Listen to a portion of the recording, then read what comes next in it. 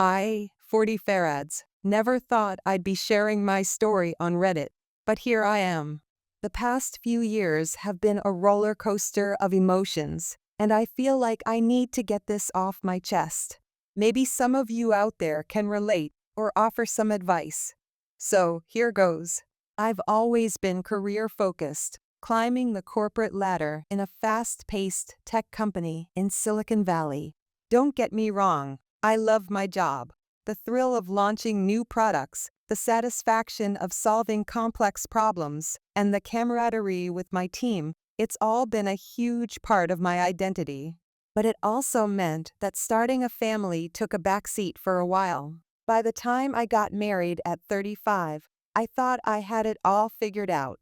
My husband, 43M, and I were ready to start trying for a baby, and we were excited about the future. We had a beautiful home in the suburbs, successful careers, and a solid relationship. We thought adding a child to the mix would be the cherry on top of our perfect life. Little did we know that our journey to parenthood would be anything but smooth. Month after month, we tried, and nothing happened. At first, we brushed it off, thinking it was just taking a bit longer than expected. We even joked about it, saying things like, "Well, more time to practice." But as time went on, the worry started to creep in. I remember the day when I realized that this might be more than just bad luck. I was at a baby shower for a colleague, surrounded by women sharing their pregnancy stories and cooing over tiny onesies. As I sat there, forcing a smile and pretending to be excited about diaper brands, I felt a deep, aching sadness settle in my chest. Why wasn't this happening for us? After a year of trying, we decided to see a fertility specialist. The weeks leading up to that appointment were filled with anxiety. I threw myself into work, staying late at the office and taking on extra projects. Anything to keep my mind off the gnawing fear that there might be something wrong with me. I'll never forget the day we got the results. The doctor's office was cold and clinical, with charts of reproductive systems on the walls that suddenly seemed to mock me. The doctor looked at us with sympathy in her eyes and said, "I'm sorry, but you have infertility issues." Those words hit me like a ton of bricks. Me, infertile? It felt like a cruel joke. From that moment on, everything changed. My husband tried to be supportive at first, holding my hand as we left the doctor's office and assuring me that we'd figure this out together. But I could see the disappointment in his eyes, the slight slump in his shoulders as he processed the news. We started looking into different options: IVF, surrogacy, adoption. But each option came with its own set of challenges and a hefty price tag. We spent nights poring over medical websites, joining online support groups, and arguing over which path to take. The stress was taking its toll on our relationship, turning our once loving home into a battlefield of blame and resentment. The real kicker came when we broke the news to our families. My parents, who had been not so subtly hinting at grandchildren since our wedding day, were devastated. I could handle their disappointment, but what I couldn't handle was their reaction. "What's the point of a woman who can't have children?" my mother said one day during a heated argument. Her words cut deep, reopening wounds I didn't even know I had. My father, usually the peacemaker, just stood there silently, his disappointment palpable. It was like I was that little girl again, desperately seeking their approval and coming up short. As for my husband's family, they were a bit more tactful, but I could sense their disappointment too. They would send us articles about miracle pregnancies and suggest different doctors, as if we hadn't already tried everything. Every family gathering became an exercise in avoiding pitying looks and dodging questions about when we'd finally make them grandparents. The strain started to show in my marriage. My husband became distant, spending more time at work or out with friends. When he was home, the silence between us was deafening. We tried couples therapy, but it felt like we were just going through the motions. The therapist would ask us to communicate our feelings, but how could I express the depth of my pain and inadequacy? How could I tell my husband that I felt like less of a woman, less of a wife, because I couldn't give him a child? Then came the day I had been dreading. My husband sat me down and said, "I can't do this anymore. I want a divorce." Just like that, my world fell apart. Not only was I dealing with the pain of infertility, but now I was losing my partner too.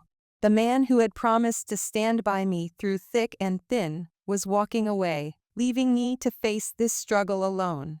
The divorce was messy and painful. Friends took sides, and I found myself increasingly isolated. Colleagues at work started treating me differently, some with pity, others with a strange kind of relief, as if my misfortune made their lives seem better in comparison. I threw myself into my job, working longer hours and taking on more responsibilities. If I couldn't be a mother, I told myself, I'd be the best damn executive this company had ever seen. My parents, instead of supporting me during this difficult time, seemed to side with my ex-husband. They would make comments like, "Well, if you had just tried harder, or maybe if you weren't so focused on your career, this wouldn't have happened." Each word was like a dagger, twisting in my heart. The people who were supposed to love me unconditionally were the ones hurting me the most. I was at my lowest point, 40 years old, divorced, and facing a future that looked nothing like what I had imagined. There were days when I could barely get out of bed, when the weight of my failure as a wife and potential mother felt crushing. But something inside me refused to give up. Maybe it was stubbornness, or maybe it was a flicker of hope that refused to be extinguished. Whatever it was, it led me to make a decision that would change my life. I decided to try IVF one last time, using a sperm donor.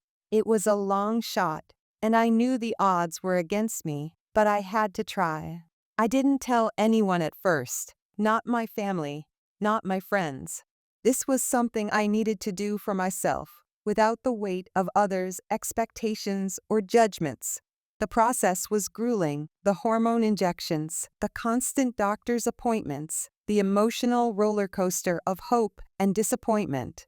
There were moments when I wanted to give up, when the physical and emotional toll seemed too much to bear. But I persevered, clinging to the hope that maybe, just maybe, this would work. And then, against all odds, it did. I was pregnant. I'll never forget the moment I saw that positive pregnancy test. I cried, laughed, and then cried some more.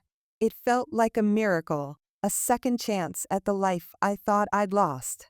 For the first time in years, I felt a glimmer of hope for the future.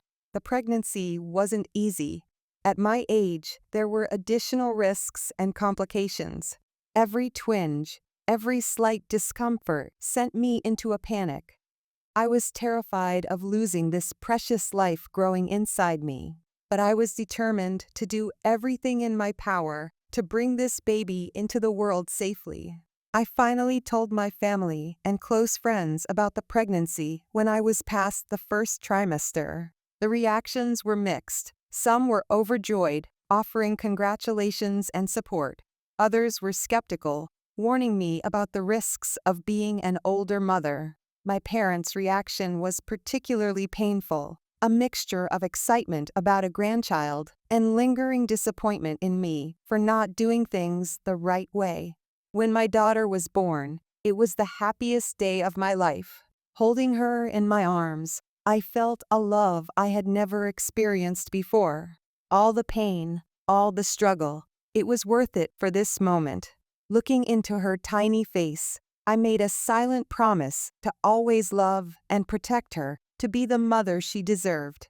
Now, here I am, a single mom at 40 with a beautiful baby girl. It's not the life I had planned, but it's a life filled with love and joy. My relationship with my parents is still strained. They've met their granddaughter, but there's an awkwardness there, a tension that we haven't been able to fully resolve. I'm hopeful that time and the love for their granddaughter will heal some of these wounds, but I'm also prepared for the possibility that our relationship may never be the same. My ex-husband, he remarried quickly after our divorce and now has a child of his own. It stings sometimes, seeing the life we had planned playing out for him with someone else. But I'm learning to let go of that pain and focus on my own happiness. My daughter needs me to be strong, to be present, and I won't let the ghosts of my past relationship haunt our future. Starting over at 40 with a newborn isn't easy. Balancing work and motherhood is a constant juggling act. There are days when I'm exhausted and overwhelmed, when the weight of being both mom and dad feels too heavy to bear. But then my daughter smiles at me or reaches out her tiny hand to touch my face, and it all feels worth it. I'm sharing my story because I want others who might be going through similar struggles to know that they're not alone. Infertility is a painful, often invisible struggle that can tear relationships apart. It's a journey that tests your strength, your relationships, and your sense of self, but it doesn't have to define you. To those still in the midst of their fertility journey, don't give up hope. It's okay to feel angry, to feel sad, to grieve for the life you thought you'd have. But also remember that family comes in many forms, and parenthood can be achieved in various ways. Your worth is not determined by your ability to conceive. And to those who have friends or family members dealing with infertility, please be kind. Your words and actions can have a profound impact, for better or worse. Offer support without judgment, listen without trying to fix everything, and remember that sometimes the best thing you can do is just be there. As for me, I'm taking it one day at a time. I'm learning to be both mom and dad, provider and nurturer. It's not always easy, but it's always worth it. My daughter is my world, and I'm determined to give her the best life possible, surrounded by love and support. I'm rediscovering myself too. For so long, my identity was wrapped up in my career, and then in my struggle with infertility. Now, I'm learning who I am as a mother, as a single woman, as someone who has been through the fire and come out stronger on the other side. I don't know what the future holds. Will I date again? Maybe, but it's not a priority right now. Will my relationship with my parents improve? I hope so, but I'm also learning to set boundaries and prioritize my own well-being and that of my daughter. Will I face challenges as an older, single mother? Undoubtedly, but I also know that I have the strength to face whatever comes our way. Thank you for listening to my story. If you've been through something similar or have any advice, I'd love to hear from you. After all, isn't that what this community is all about? Supporting each other through life's ups and downs, sharing our stories, and finding strength in our shared experiences.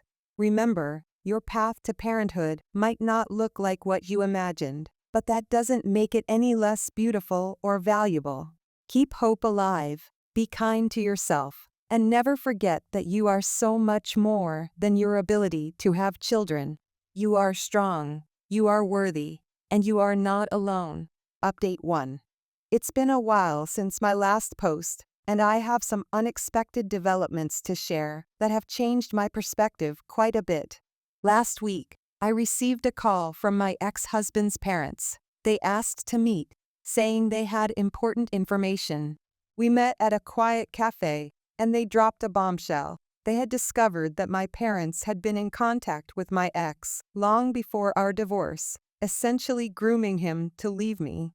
They showed me evidence, messages and emails, revealing that my parents had been inviting my ex over for dinners when I was working late, showering him with gifts, and even offering financial help if he left me. They had manipulated the situation, playing on my ex's desire for children and his frustration with our fertility struggles. My ex-in-laws apologized for not realizing what was happening sooner. They only found out recently when my ex had a breakdown and confessed everything. As I listened, a whirlwind of emotions swept through me: anger, betrayal, disbelief, and oddly, a sense of relief. Suddenly, so many things that hadn't made sense before clicked into place. The way my ex had suddenly turned cold, the cruel comments from my parents, the speed at which everyone seemed to turn against me, it all had been orchestrated. I felt like I was seeing the past 3 years of my life through a completely different lens.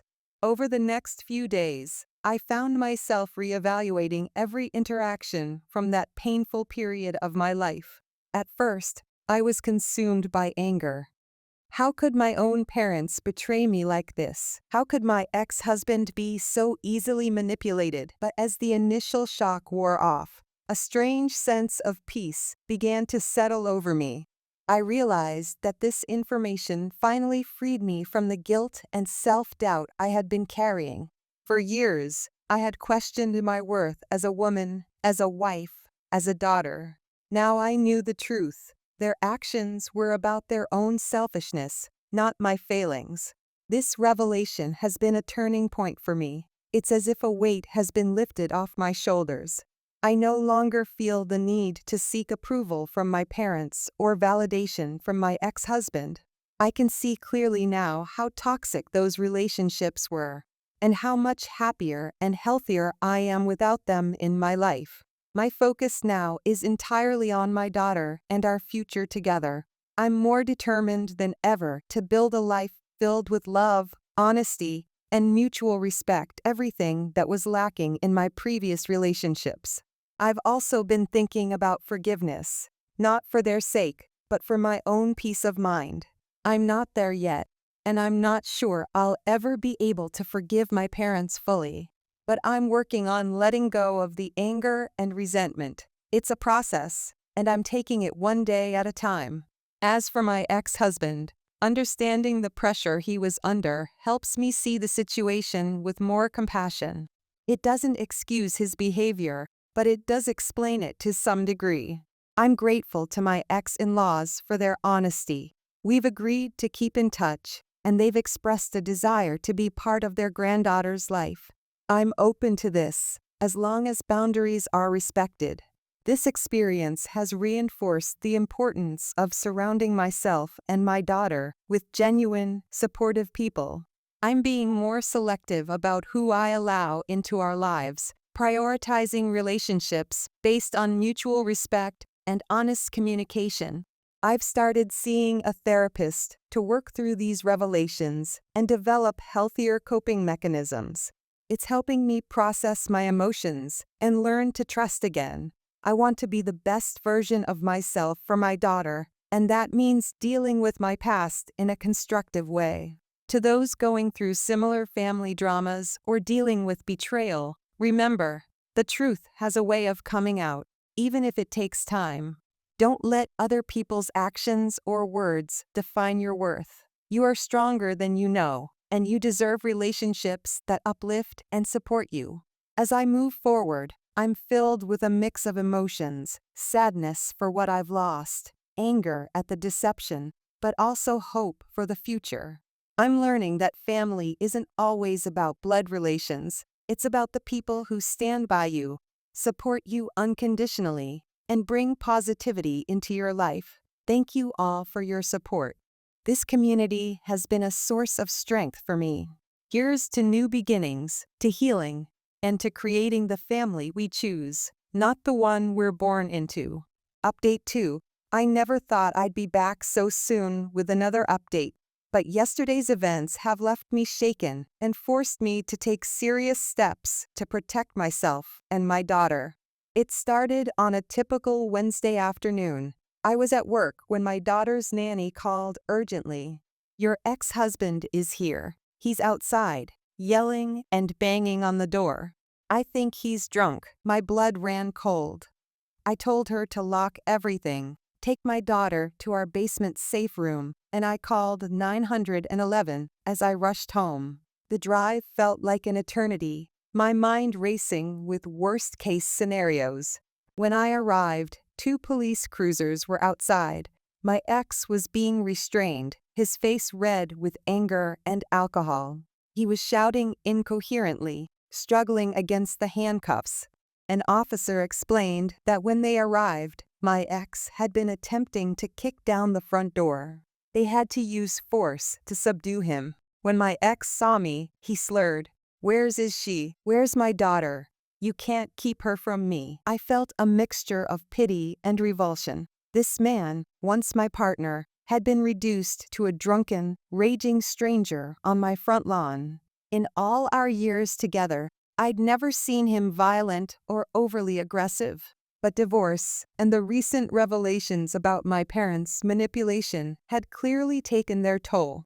I pressed charges without hesitation. This wasn't just about me anymore. I had to think about my daughter's safety.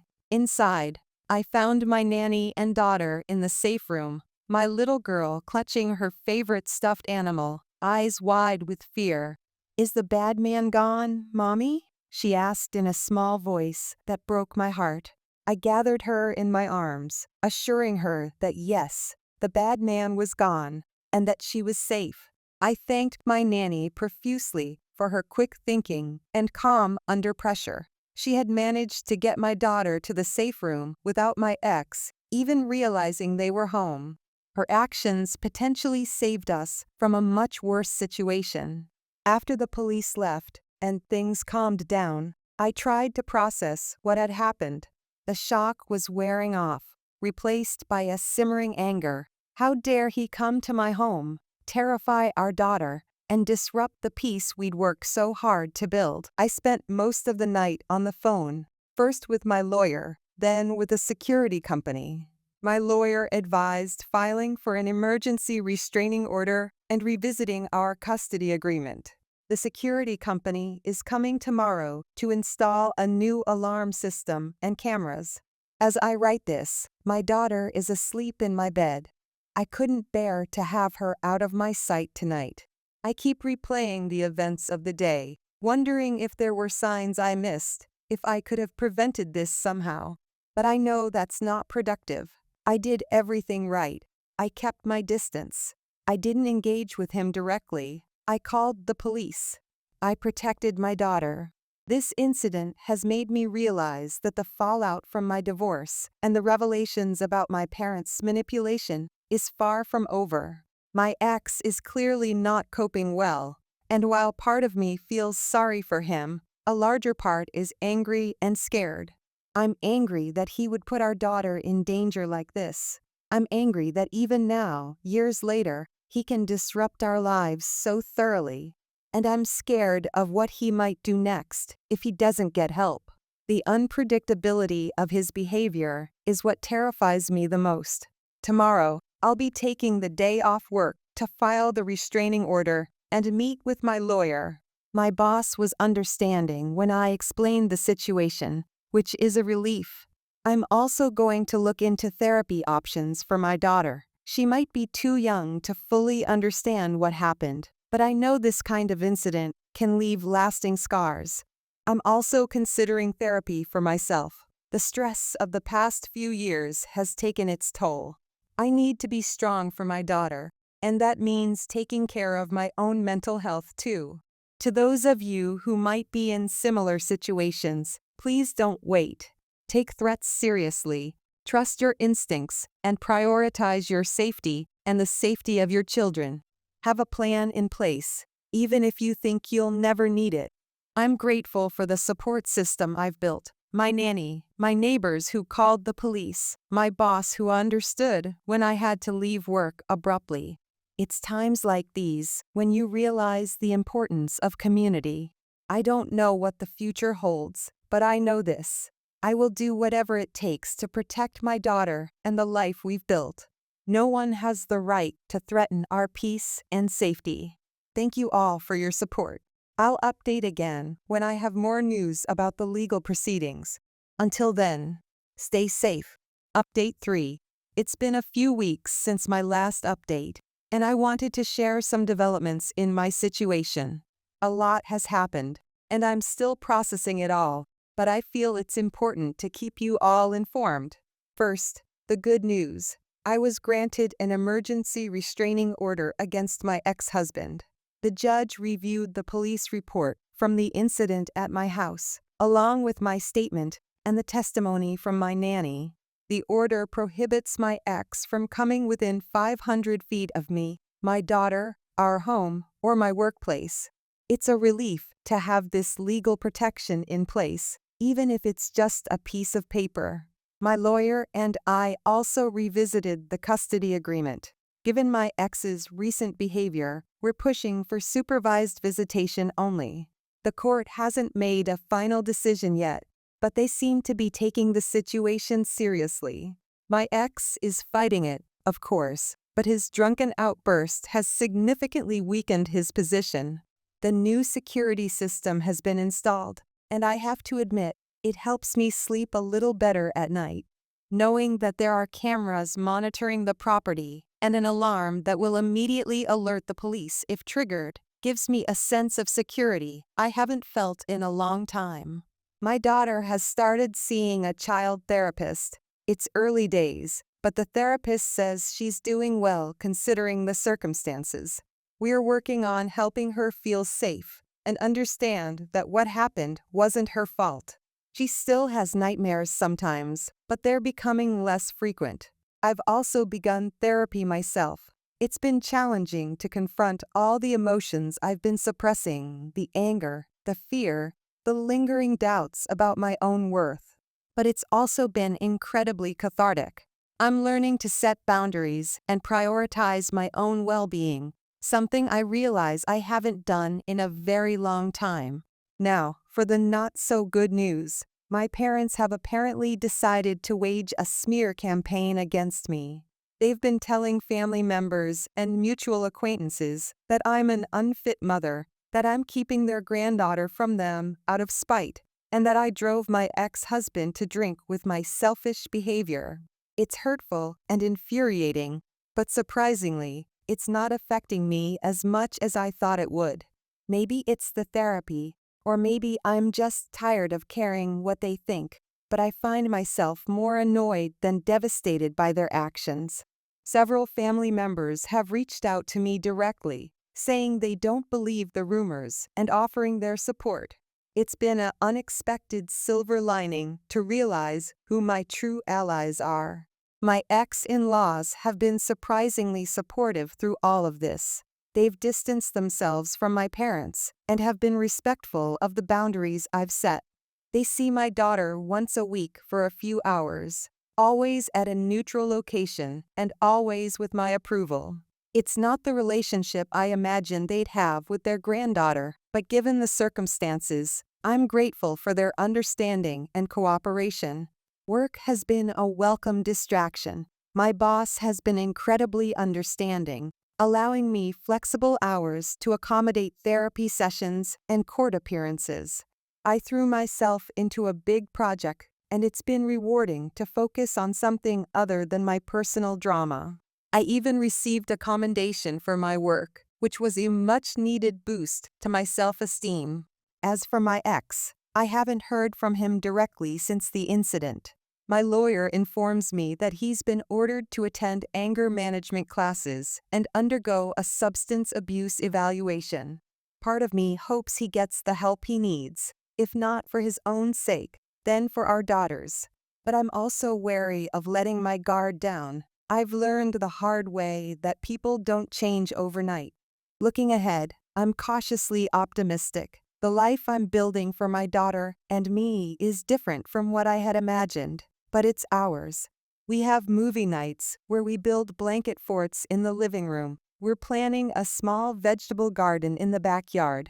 I'm teaching her to bake, and our kitchen often smells of slightly burnt cookies. Progress, not perfection, right? There are still challenging days. Days when the weight of single parenthood feels overwhelming, or when a letter from my ex's lawyer arrives and sends my anxiety spiraling. But I'm learning to take it one day at a time, to celebrate the small victories, and to lean on my support system when I need to.